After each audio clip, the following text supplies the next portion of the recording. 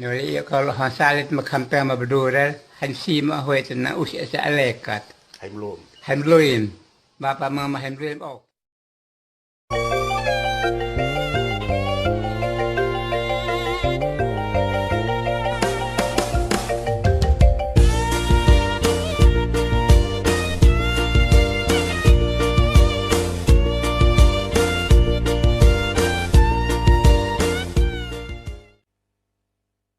Setelah disibukkan dengan kegiatan mengajar dan menyembuhkan banyak orang, siang hari Yesus menyempatkan diri mencari tempat yang sunyi untuk berdoa.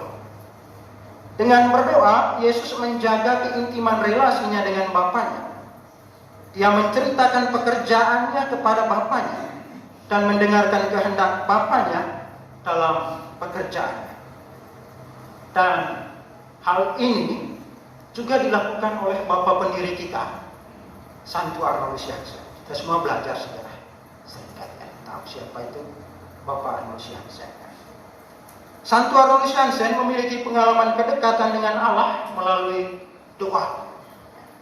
Bruder Alfred Muller, perawat yang merawat Bapak Arnoldus Jansen ya waktu beliau sakit, dia bertutur demikian. Tidak pernah saya mendapat dia tanpa terus-menerus berdoa kepada Allah Roh Kudus. Bahkan masih sampai tanggal 12 Januari, 3 hari menjelang kematiannya, Bapak Arnold sering mendoakan Veni Sancte Spiritus, Veni Sancte Spiritus. Saudara-saudari yang terkasih, Bapak Arnoldus adalah pendoa sejati. Baginya doa adalah kebutuhan dan bukan rutinisme belaka. Yang menjadikan pekerjaannya sebagai materi dalam doa-doanya. Bahan doanya adalah pekerjaannya. Dan menjadikan realitas sebagai jembatan dalam relasinya dengan Allah. Yang kita tahu metode misi Bapak Arnoldus Jansen 3R. Ya. Novis-novis pasti tahu. Realitas, relasi, dan respons. Dengan ini, Arnoldus tidak terjebak pada apa yang disebut dengan aktivisme. Ia juga selalu merefleksikan hidup doanya, sehingga ia juga tidak terjebak dalam apa yang disebut dengan rutinisme.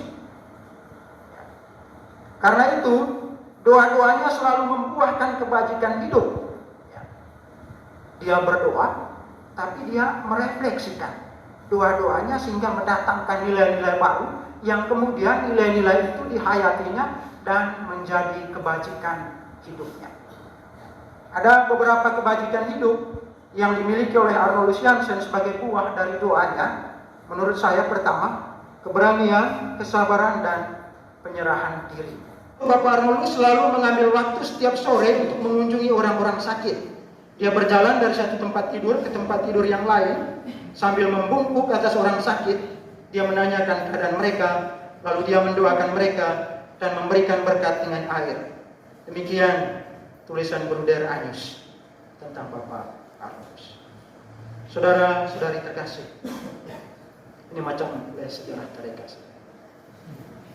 Bapak Arnoldus seperti itu. Lalu bagaimana dengan kita sebagai anak-anak Arnoldus? Dewasa ini, pengamatan saya ya, banyak kaum berjubah, termasuk putra-putri Arnoldus, yang terjebak dalam apa yang disebut dengan aktivisme dan rutinisme rohani. Aktivisme yang saya masukkan di sini adalah hidup seolah-olah hanya untuk kerja. Kerja dan kerja adalah satu-satunya cara untuk memaknai panggilan hidup. Ada konsep seperti itu.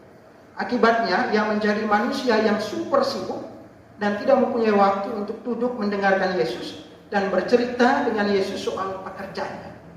Dan efeknya menurut saya, ketika ia berhasil dalam pekerjaannya, ia menganggap bahwa keberhasilan itu terjadi semata-mata karena usaha kerasnya. Saya yang superhero. Ini efeknya. Di sini Allah adalah pemberi mandat misi itu sendiri secara tidak langsung dieliminir dari hidupnya. Sebaliknya, mereka yang aktivisme itu, jika gagal, dia akan stres. Dia akan stres, putus asa, marah-marah pada rekan kerja, karena ia sendiri tidak mampu melihat kehendak Allah di balik kegagalan. Karena ia merasa bahwa itu usahanya semata-mata. Selanjutnya, ada kaum berjubah yang terjebak dalam rutinisme rohani. Mungkin kita rajin setiap hari ikut doa, ikut meditasi, ikut kontemplasi. Tetapi dia sendiri tidak pernah merefleksikan hidup doanya. Akibatnya, dia tidak menemukan nilai baru. Doa-doanya tidak mampu mengubah cara hidupnya. Nampaknya ia rajin berdoa, tetapi gaya hidup lama yang bertentangan dengan nilai kasih tetap digenggamnya. Iman menjadi kaku dan beku, sehingga tidak mampu membaca dan menanggapi gerakan roh dalam hidup dan karya.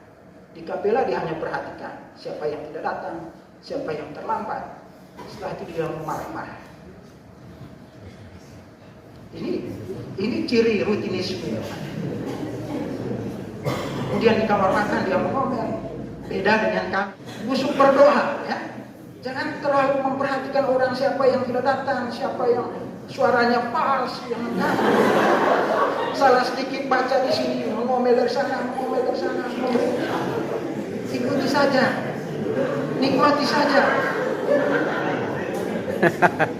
Taruh dia. Kau itu doa, Tuhan akan dengar. Nanti setelah itu baru kita koreksi. Jangan koreksi sementara waktu. Ini yang disebut dengan ciri yang orang yang terjebak dalam rutinisme rohani, yang tidak mampu merefleksikan hidup doa.